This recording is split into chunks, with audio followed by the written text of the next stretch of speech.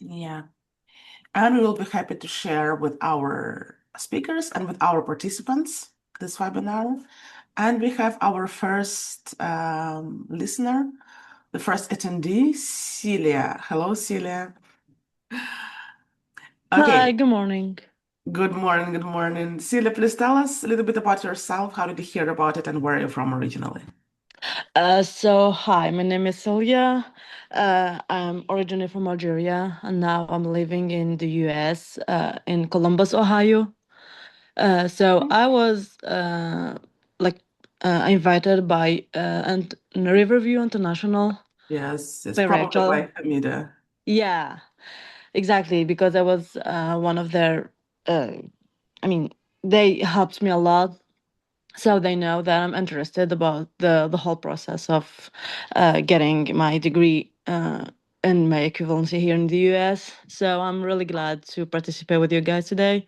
Hopefully, I'm gonna get as much as I can Yes. informations. Thank you so much for your help. Yes, yes, yes. Thank you very much. Thank you very much, Sila. Okay, so let's start. Let's start the official part of our webinar. My name is Welcome to DOC.TALK. My name is Teresa Temu. I'll be your moderator today.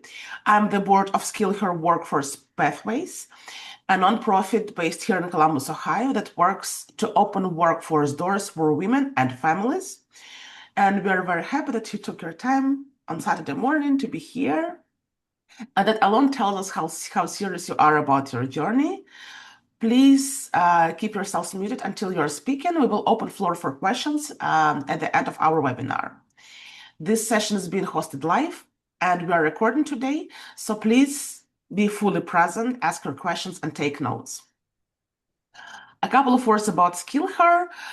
We are a Central Ohio nonprofit. Our mission is simple. We equip women and families with from underserved communities with workforce tools, digital financial skills that women need to enter and re-enter the workforce.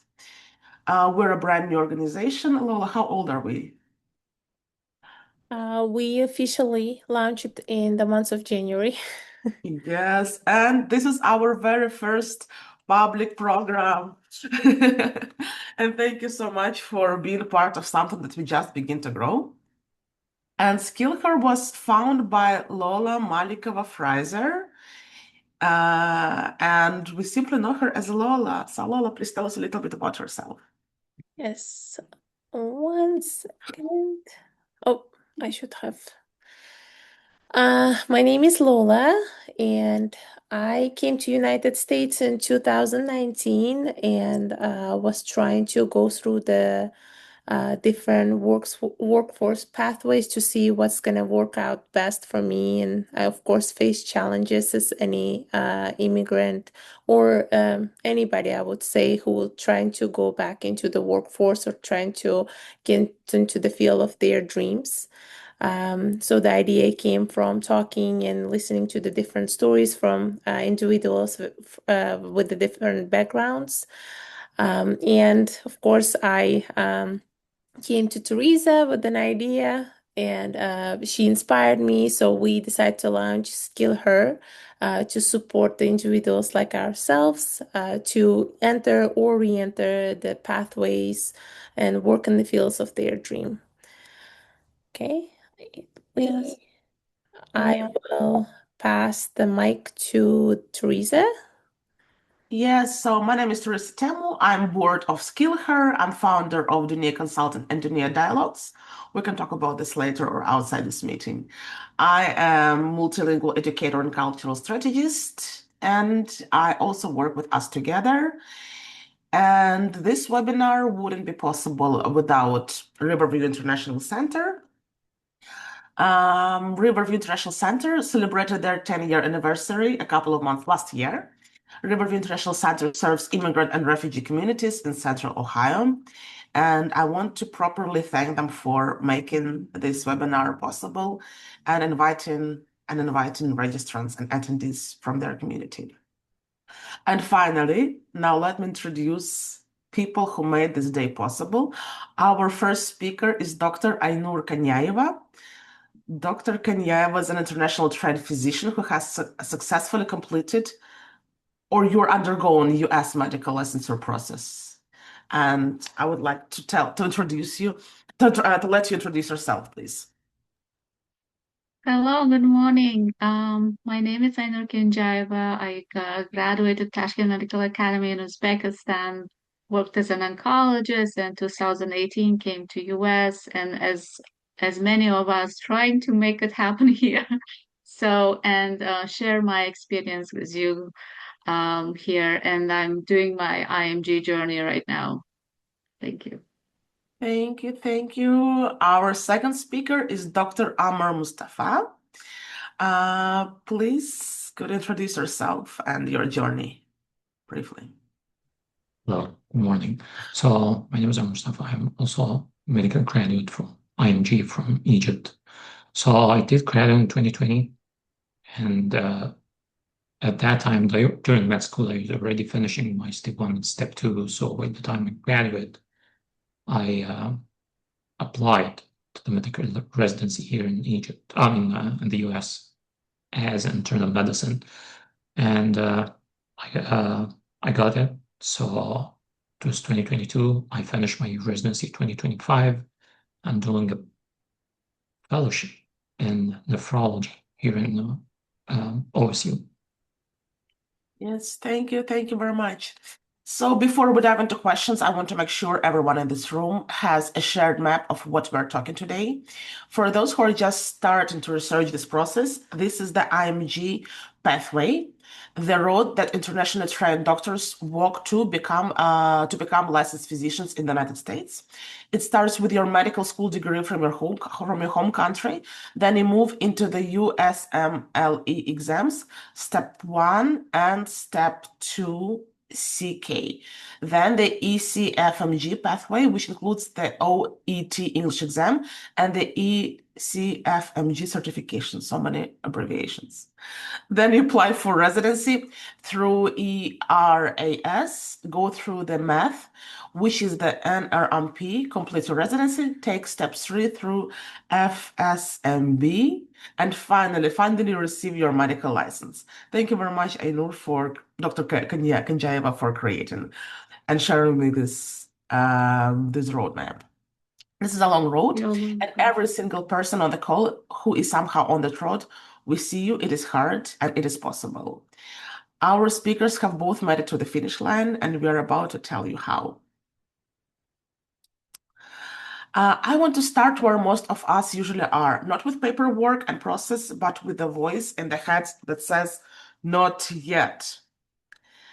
And my first question is to Dr. Kenjaeva. Am I too old to start? Is there a point where the door closes? Yes, that's a question everybody asks, especially we call them old graduates. When you graduated, I mean, it's already 5 years or more from your graduation, you considered old graduate, and everybody hesitates to start. But there were IMGs who have been through these, even the 10 years already from medical school. You count starting from medical school. And they're successfully matching, not maybe first cycle, but second or third cycle. So it's all about how much sacrifice you can do and how passionate you about it, and can you see your life without medicine. To me, it's very clear. Yeah. And those people who have been out of medicine for years and they feel like they have forgotten everything, how do you restart and reset your brain?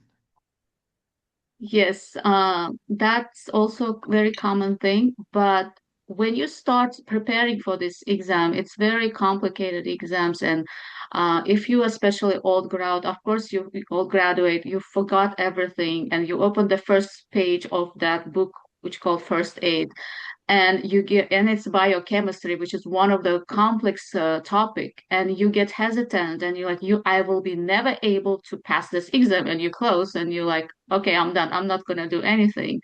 That's what happened to me. But if you are persistent, and if you have communities like these, and they will tell you the first page is not good page, actually. Start from the middle, something you love. For example, you're passionate like Dr. Amr, nephrology.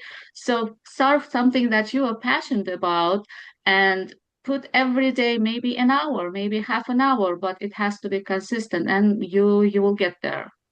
Yes. Thank you very much. Thank you very much, Dr. Kenjaeva.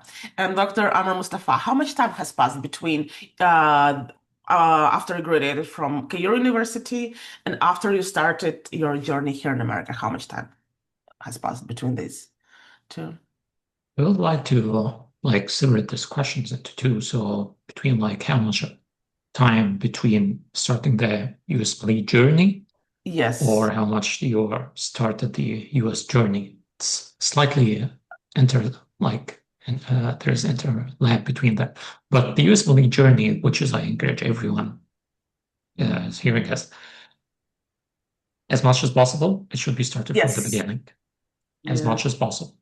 So if you are, I know that there are different pathways in each country for medicine, but the most unlike US and Canada, we don't have the pre-med and med.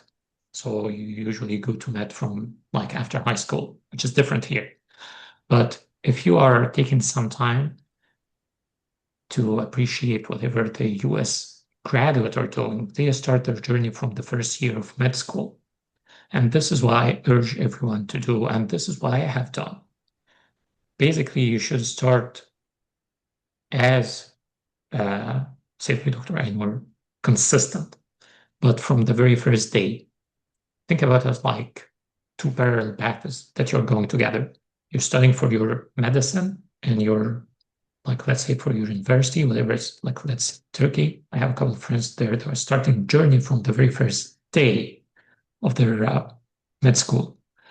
And this is extremely good strategy to do, because if you are doing that, you are reducing the workforce. I mean, you are reducing the workload of studying USMLE because you are studying already for your med school. So why not combine both together? And mostly from my experience, maybe like 80 to 90% of whatever you're studying in any med school in the whole world is the same as whatever you're studying for USMLE. So I started at the very beginning from my med school. So I finished my step 1 and my step 2, which is, like the main thing that you should be, you need to finish your med school during med school. And then I applied for a residency. But before I applied, after I finished my med school and before applying, I did some research in the US. And I would say this is one of the main things. I know that there is another talk about that and another question about that. But most of the people that around me that I know have already done similar things. You need to show some persistence, like in whatever field that you are trying to go to. Let's say surgery, medicine, radiology, whatever. And this passion for the thing is to the program directors who are wanted to pick someone as an IMG is explained or experienced as someone who's doing research in that field. So basically that's it. Yes. Thank you very much. Thank you very much, Dr. Amr. Very, very thoughtful answer. And now let's get real about money. How much should a person budget for how much should actually a person budget for this process? Dr. Kenjaeva. So yeah, Dr. Amr, yes, please. Whatever is first. Yes, please. Actually, I wanted to graduate to answer this question because she's much recent than me. But I will answer my question based on like whenever I went through this. It's more or less the same cost. Like it haven't changed much. So as you wrote the slides, the first one about the pathway. So step 1, step 2, and all. Yeah. So I want to take a moment here between med school and step 1, like this small arrow.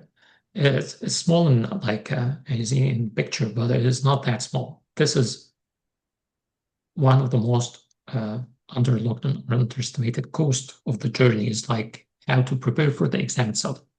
All the people were talking about the exam and fees for the exam, but how to prepare for the exam itself is much as important as how to go into the exam.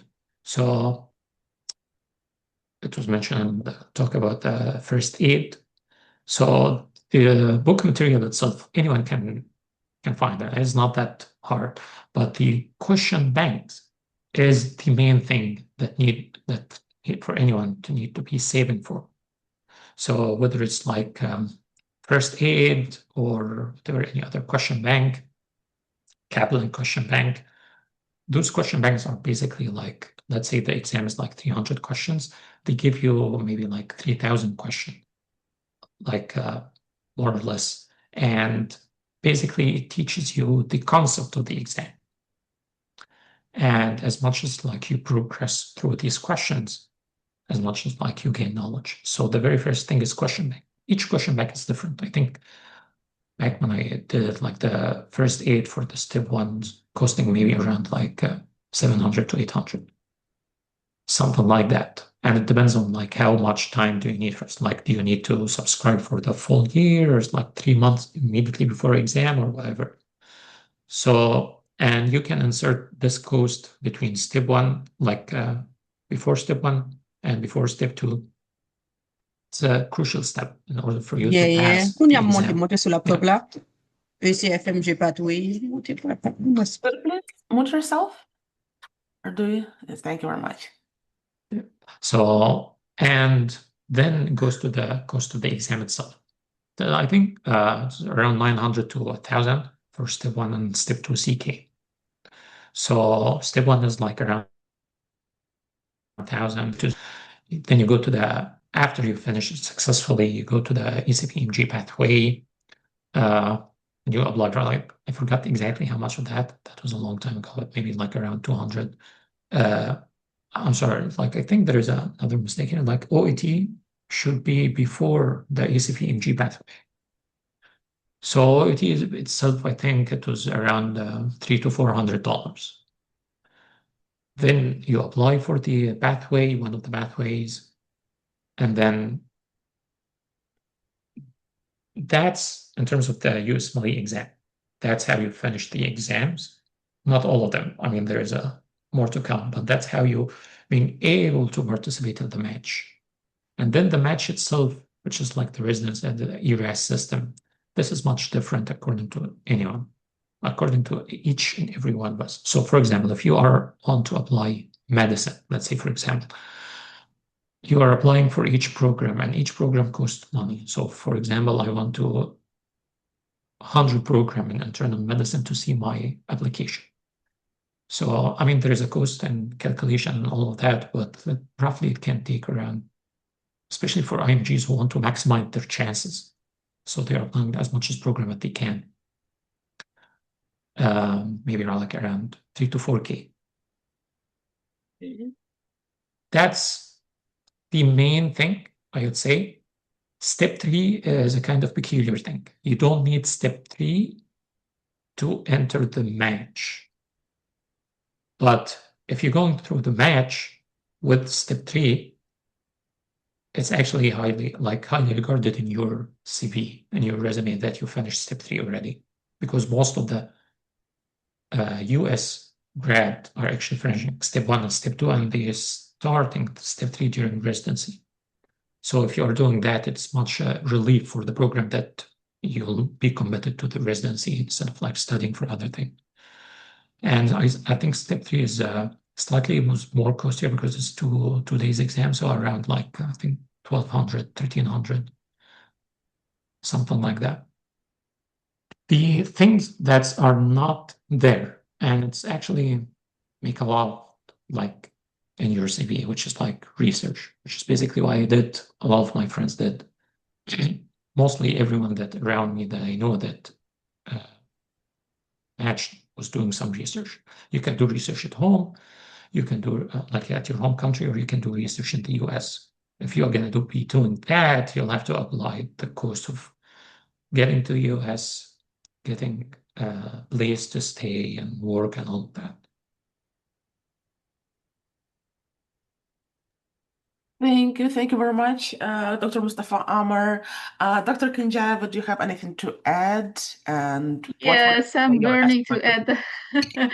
I totally agree what Dr. Mustafa said, and yeah, it is a lot. But to start, you don't need all of that. This is long journey. It takes, in average, 4 or 5 years, and you first start just buy a book, the first aid, and by subscription, and go from there. But keep in mind, yes, big picture that along the way, you want, if you're not like working part-time or full-time, or you have to work part-time, for example, step one is the hardest. So that will take away your hours from study and you can't make money. That's a thing to consider, I think. No, however, in general, I would say right now, like I did it like, yesterday almost, it's around 10, 15K total, um, to after your steps. I mean, after your first and second step that you pass, because each step is like $1,000, around 1,200 or something. But closer to match, you need around 10,000 just for match. Match meaning you applying for residency. But before that, if you are already in US, assume you are here, you just have to think, I'm working part-time or full-time. Can I afford not work for a long time so I can keep studying, pass this exam faster? So that's kind of thing. But for the beginning, just in general, to how to say, to set the perspective, just start studying and see if you want it. Actually, if you can, you do it for a long time. It's long hours of sitting and studying and commitment. If you see that, oh, I love it, I can do it, then the rest you can, play around. Yes, thank you very much. And speaking about commitment, question to all mothers in the room. Is it even possible while raising children, prepare for all of these exams and do all of these steps that I can't even count all the steps. Is it even possible for moms to prepare for all of these exams? So how many? I would say personally, I know three moms who, one had two kids, one had one. Most of our doctors, they have only one. So, and they did it. They did it. I mean, you have to have very, very supportive husband, very supportive, who hopefully will be able financially help you, at least the part that you are sitting and studying. But it is absolutely possible because kids goes to nanny, kids goes to kindergarten, and you're not studying 8 hours a day like some other could afford it, but you can do 3 4 hours, which kid can be by themselves or they can be with nanny. So it is possible, and they matched, and they're working now.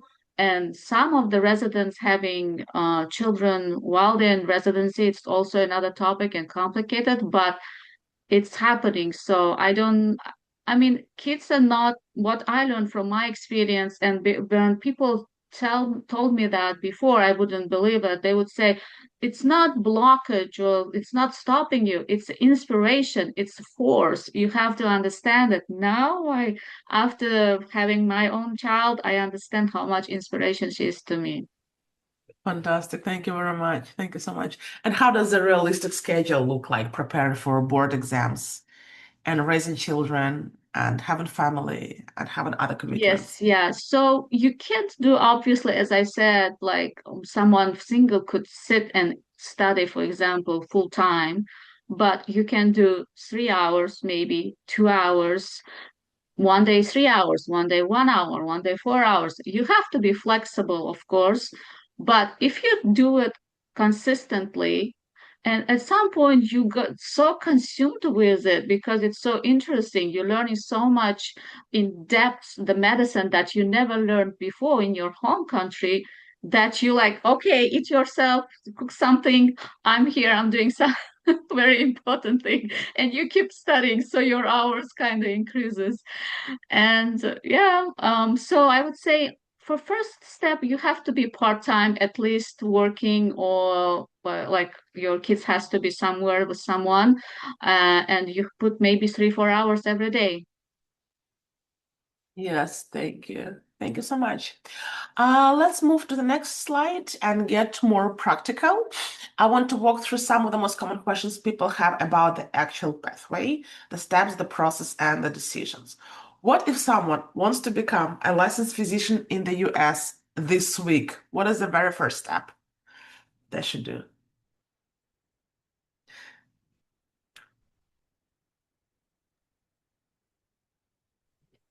So this question. Yes. So to be a licensed physician in the US as an IMG, it's not without its obstacle, it's not without its hardship. So the very first thing that you need to know, first is to set a step. What are you trying to be? What kind of physician are you trying to be? This is one of the most common things that people just want to say, oh, I want to start this journey. I don't have any specialty in my mind. I'm not focusing on anything right now, just be finishing with it. The problem is, as it was mentioned, it is a long journey, and if you can graph it visually, some people, I mean, most of the people, like 99%, start very enthusiastic about that. But during the middle, and that happened to each and everyone who have passed through the journey, like your enthusiasm goes like way down, that you don't want to do anything anymore, you don't want to study anymore. So if you have a goal in your mind, not just a very generic goal about being a physician in the US, I want to be this. Like I want to be, for example, like a general medicine doctor or surgery doctor, and that. This is a huge motivation for anyone that's going through the journey. So I would say the very first thing is setting your goal, whatever you're trying to be, and then this is me myself personally. I'm more a practical one. There is something called, like most of the people know, it's like paralysis by analysis.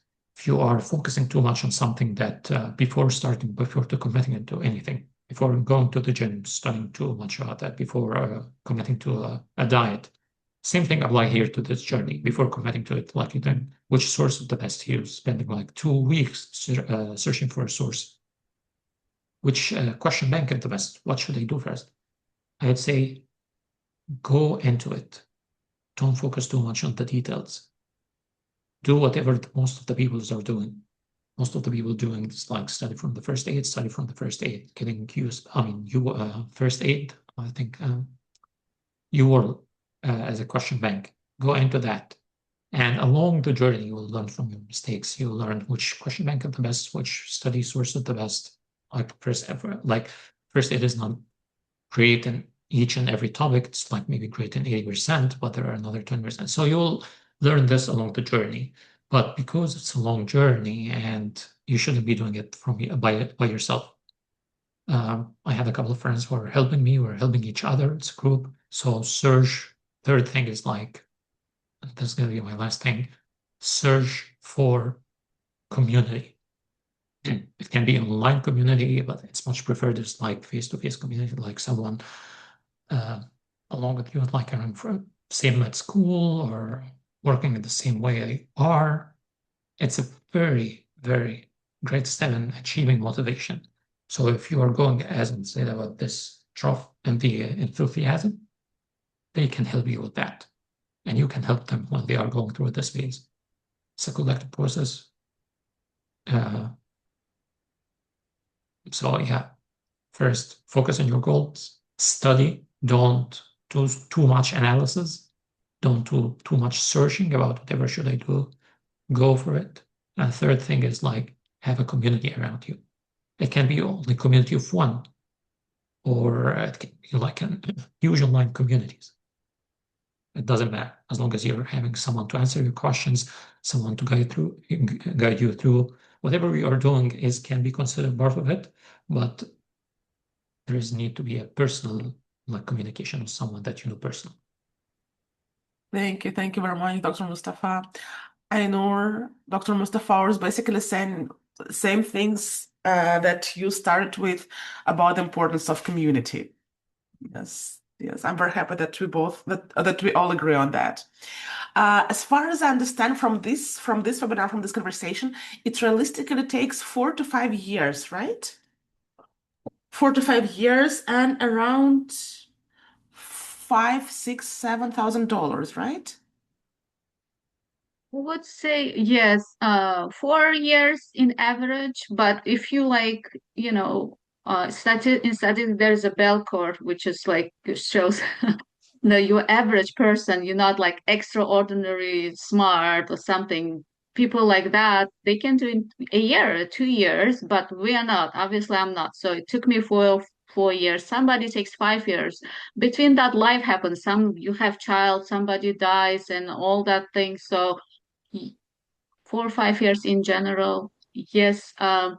Money wise, I would say until you get step two, and can you go back to that?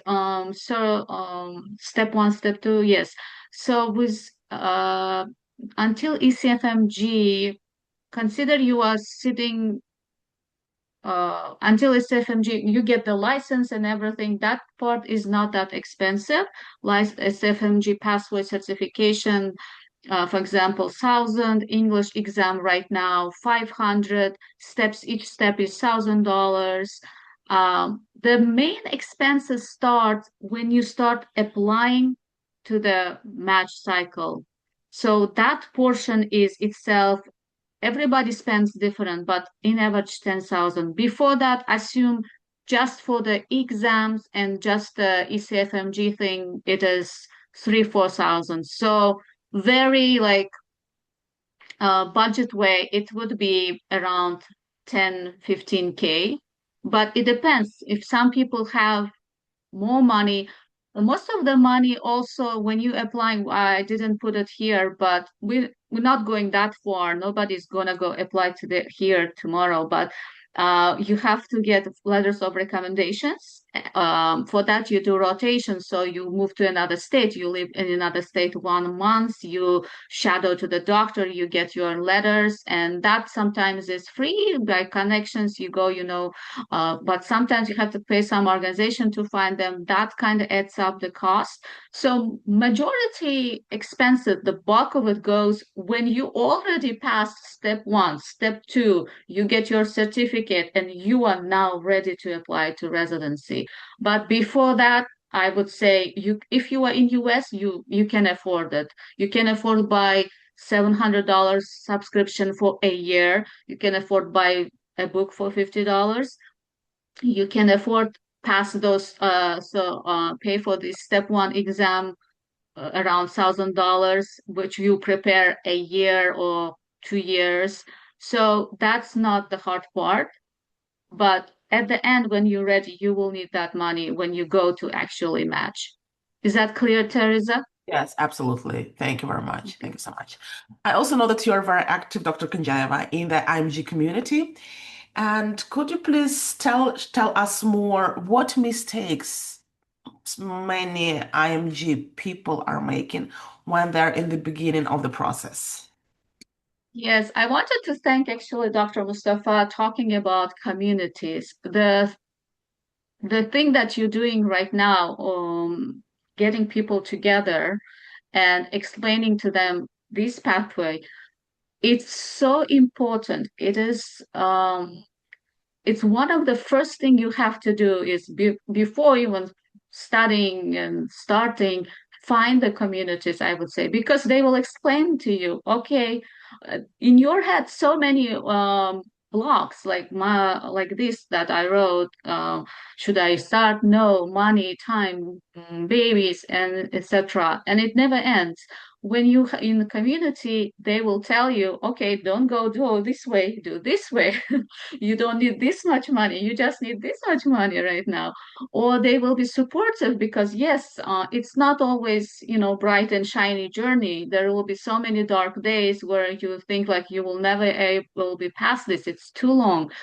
And your friends who made, they will support you, you will support each other, and that's crucial. About the main mistakes, I think this is a thing that you start on your own, um, that you actually think more than take action. Like Dr. Mustafa said, just start reading the book, buy the book, and start see a few days how it goes, see 1 month how it goes before even making any other decision.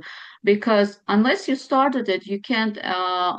You don't know. Do you want it? Do you don't want it?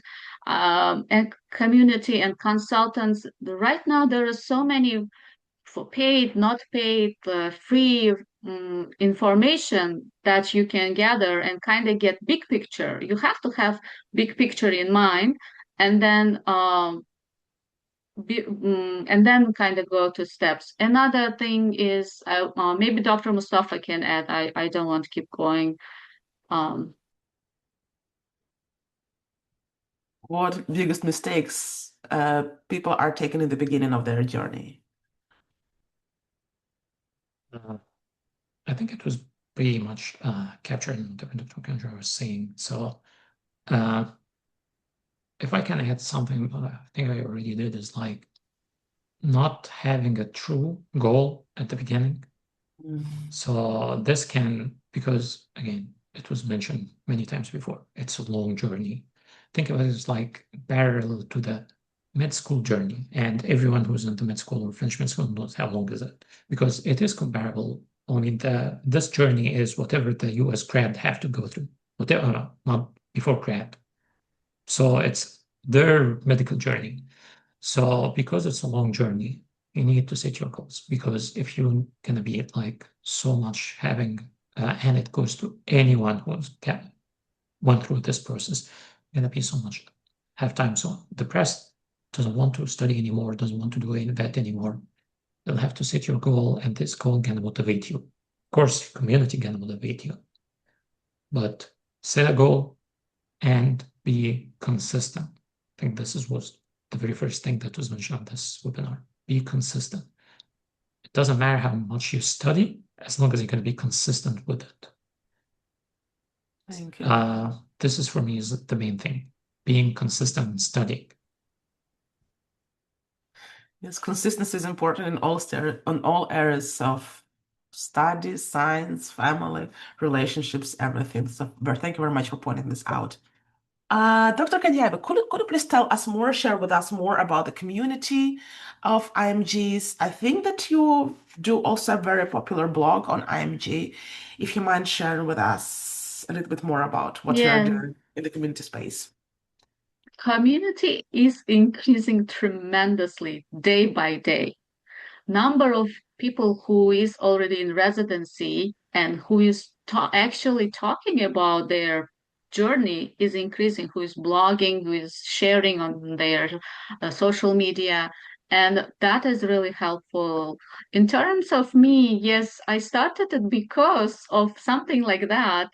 When I passed my step one, girls from Uzbekistan, from my country, on social Instagram, I think they reached out to me and they're like, "Oh, we saw that you passed it. Could you please share your experience? I have like 1 or 2 questions." And 10 of them wrote. And I'm like, I don't have time to respond to everybody, like, but I can get them all got in Zoom and answer to their questions. So that's how actually it started.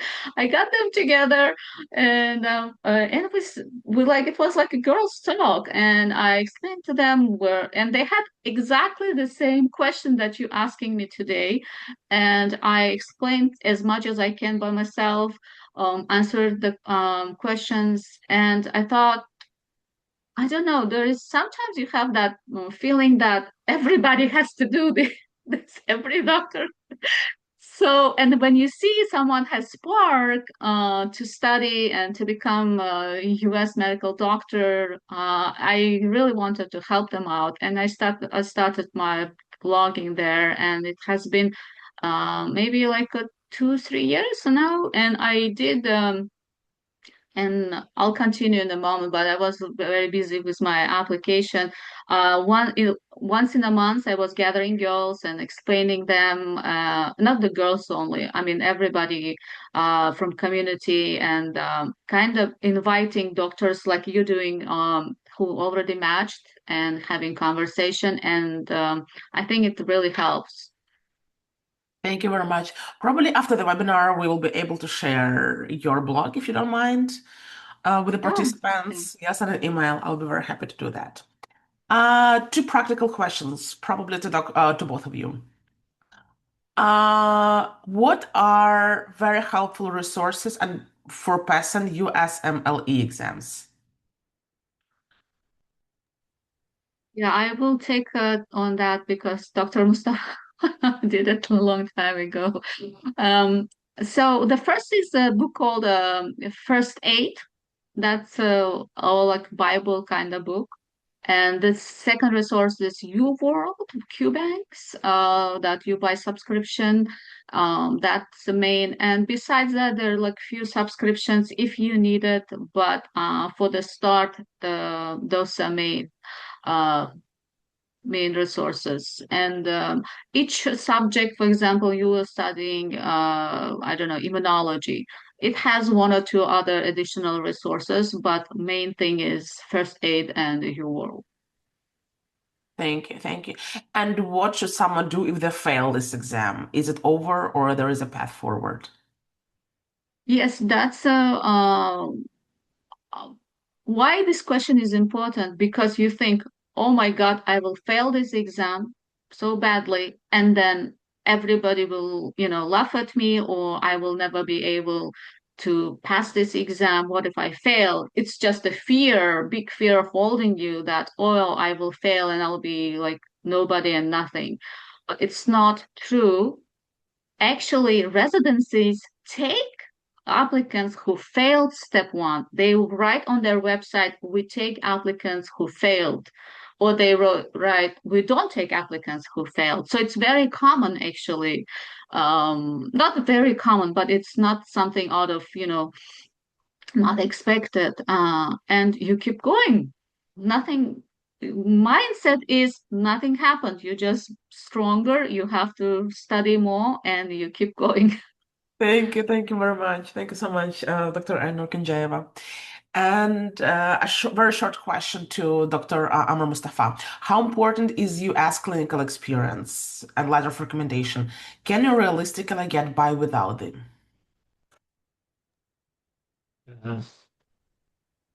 It's a good question. So, I mean, I'd say, like, again, let's separate this. So, the US clinical experience by itself and the letter of recommendation, I mean, it's a requirement for the process, like applying for residency, is to have a letter of recommendation.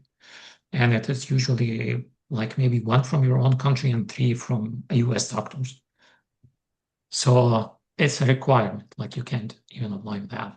But the problem, but let's talk about more in general about US clinical experience. So US clinical experience is one of the most important thing in applying for residency. Because again, think about as it from the program director. Just for reference, program director is someone who is taking applicant into their program. So think of it like that. There's a doctor, internal medicine doctor, in a residency program, let's say in New York, for example. Each year he have to pick 30 resident, 30 doctors.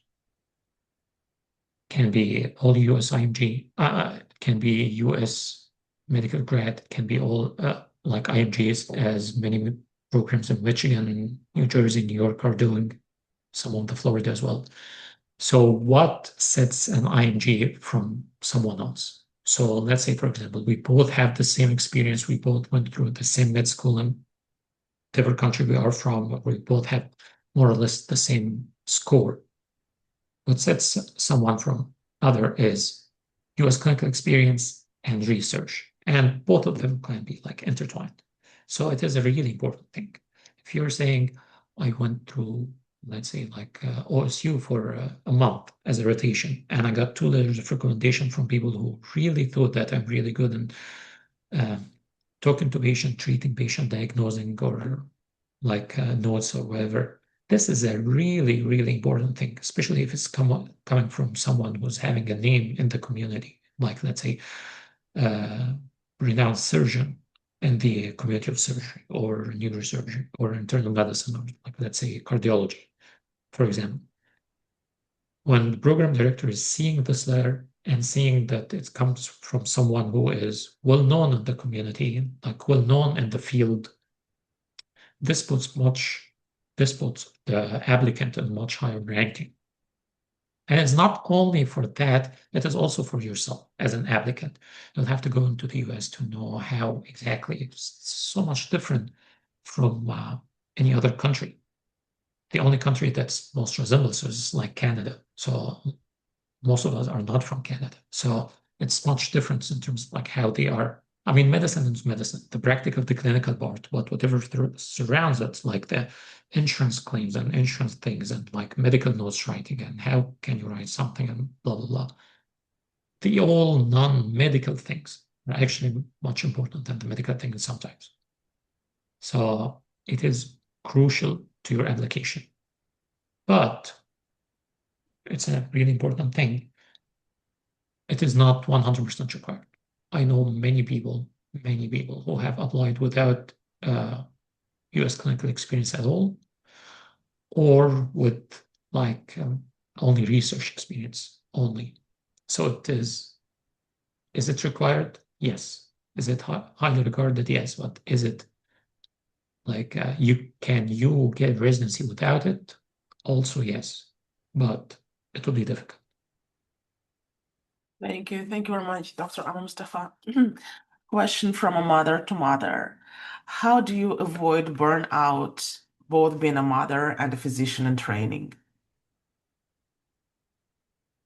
Yes, that's one of the challenging questions, but I think it's, as I told before, it changes your perspective because she is an inspiration and you're doing it for her future and for her future as well. And that's what drives me. And I personally, it's very subjective, I think, how you raise your children and,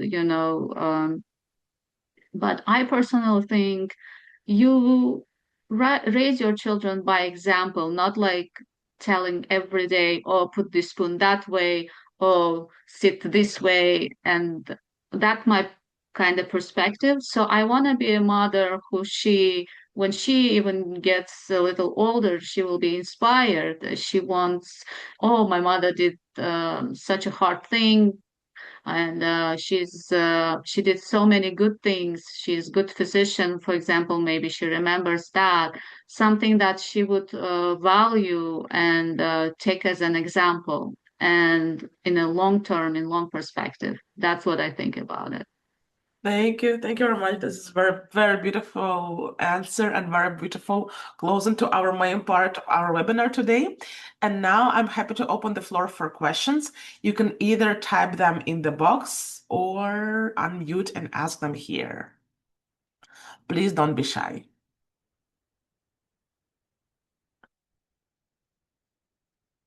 Okay, while questions are coming in, one question from me.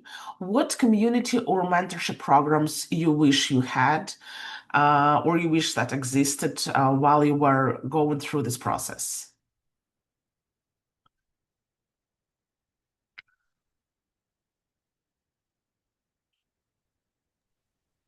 Do you want me answer to Yes, that, please. Teresa? Yes, yes, please. Yes, I had I think a year or 2 years gap where I didn't start USMLE in, and the only reason was because I didn't have community. And when I saw that um, Farhad, mutual friend with Lola, he started his USMLE educational company, I was so excited to join. So something like that, which is connected somehow to your own country to start, that's good also. You kind of share the same mentality problems. You have the same way of thinking and dealing with problems. But also there are a lot of international communities also. If you speak several languages, use them and get to those community as much as you are involved with, you are aware of different communities, that much it is helpful. Thank you, thank you. Dr. Amar Mustafa, what should people look for when building their support network?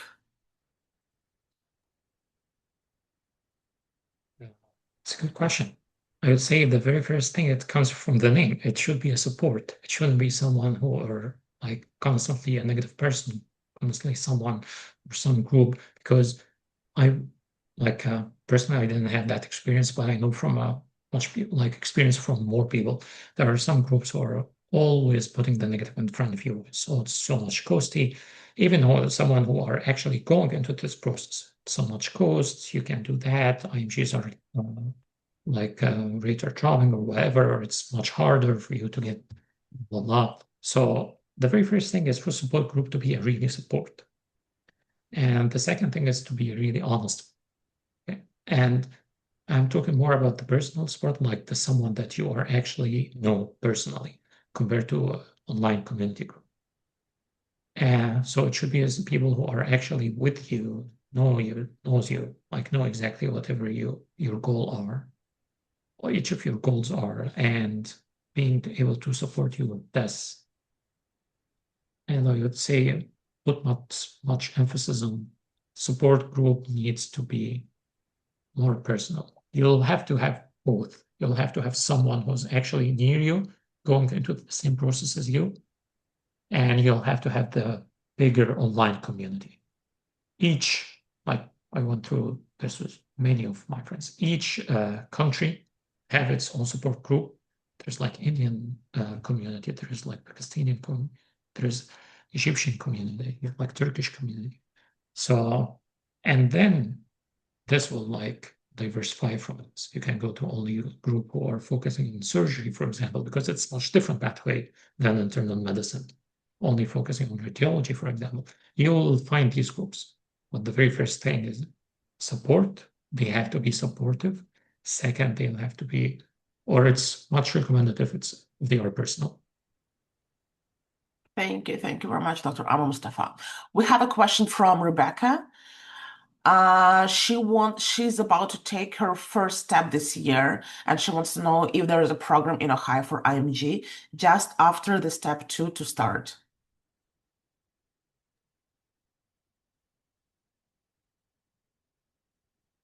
So I don't know much exactly about programs in Ohio for IMG. Like if the question is like IMG friendly program, or Yes, it's please. Yes.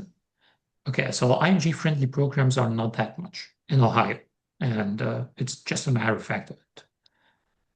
So there is, I know that there is one program, it's near here, like in Central Columbus, Central Ohio, I think in Athens, something like that. But most of the programs are not that much IMGs friendly compared to the East Coast. So, and Texas. So I'd say the very first thing that pops into my mind, which is like New York. New York are much IMGs friendly than any other, and New York City with them. So it's New York, New Jersey, Philly, Florida, Texas,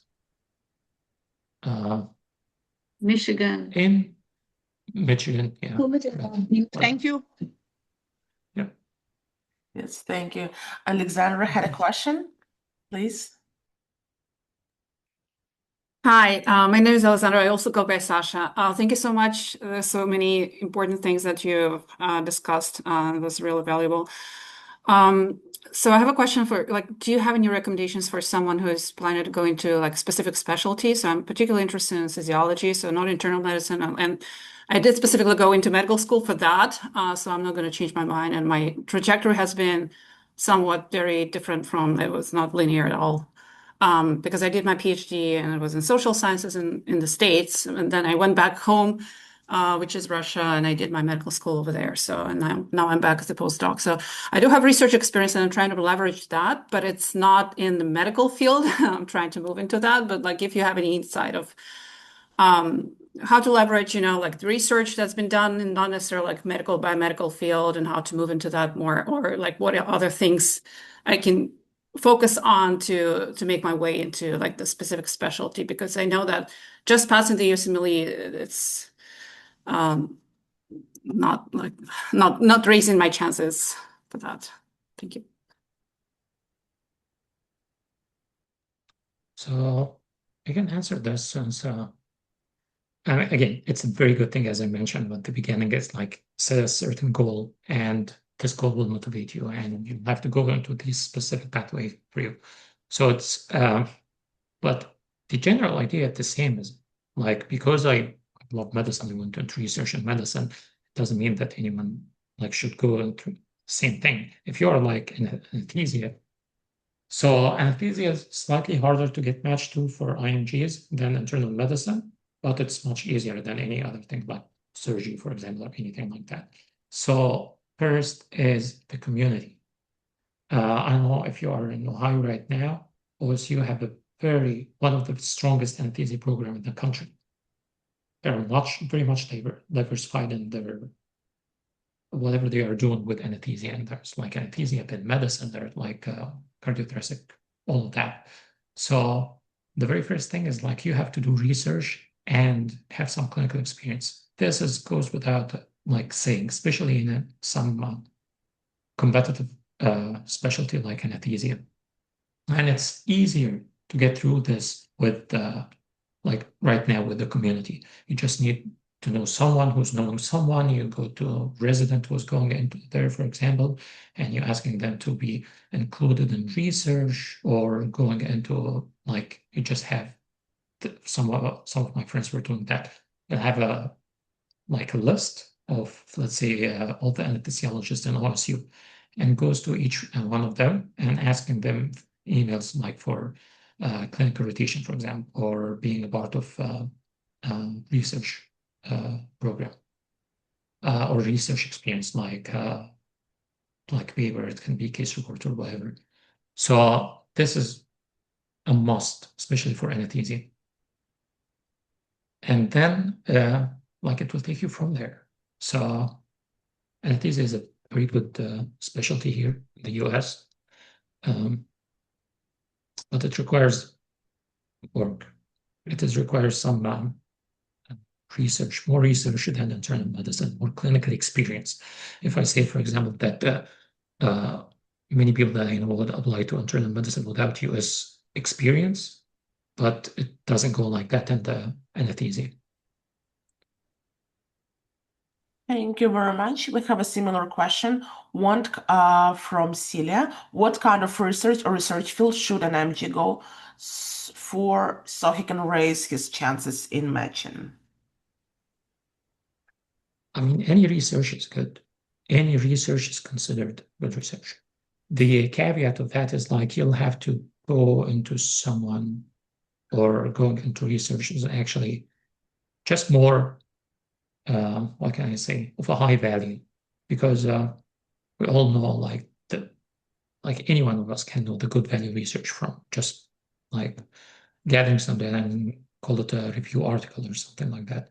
It have to be really something that's able to change a field, or it doesn't have to change a field as much as like you are putting into new information into the field. Think of it like new information into the anesthesia community, cardiology community, all of the nephrology community. That's where I doing my things. So, and you know that by going into the most like researcher in that field, and you know that by going, for example, like let's say I want to do some research experience with someone from Mayo Clinic. So I go into there because I mean I picked this not arbitrary, but I picked this because they are much higher in research compared to any other university program that's like, let's say, Indiana University. They are not that much into research. So you go into their website, for example, and let's say I want to do into surgery. So you go into surgery program, surgery attending, and search for someone who was maybe the very first thing is like maybe from the same background, maybe like IMG or from the country or speaking the same language, and just email them like, this is me, this is my journey, and this is my experience. I would like to have start a research journey with you, research experience with you. Can you add me to anything? Like I can do that, and all of that. It just start from basic emails, and it goes along the way. It doesn't matter anything, by the way. It doesn't matter. Is it like surgery, anesthesia, even neurosurgery? I have seen a couple of IMGs going into neurosurgery. The only caveat between each difficult or much competitive specialty is like how much time you are willing to go to before applying. Because for medicine, it's like it's much easier. Like you don't even need that much research compared to surgery or neurosurgery. Sometimes they require you to have like 2 or 3 years of dedicated research with them to being able to look at your application thoroughly. Thank you. Thank you very much. Actually, when you spoke about my clinic, I remember that every time when I'm trying to Google something about health, and very often I see reference that this research has been done by Mayo Clinic. So this makes a lot of sense. Yes, thank you very much, Dr. Amar. So we're about the end of our time together. I want to be respectful of your time, our time, Saturday time. Dr. Kenjaeva, Dr. Mustafa, I want to say something from the bottom of my heart, from SkillHer, from Riverview International Center. Thank you very much for dedicating, for giving us your morning, for sharing with us your expertise, for talking so freely and lightheartedly to us. Thank you very much. Thank you very much for everyone who joined us today. Thank you, Lola, for being amazing co-host. Yes, and thank you very much. Have a very good Saturday and take care of yourself. Expect an email from me in a couple of hours with a recording and additional resources that Dr. Mustafa and Dr. Kenjaeva shared with us. Thank you very much. Thank you. Thank Thank you you. very much for inviting us. Bye.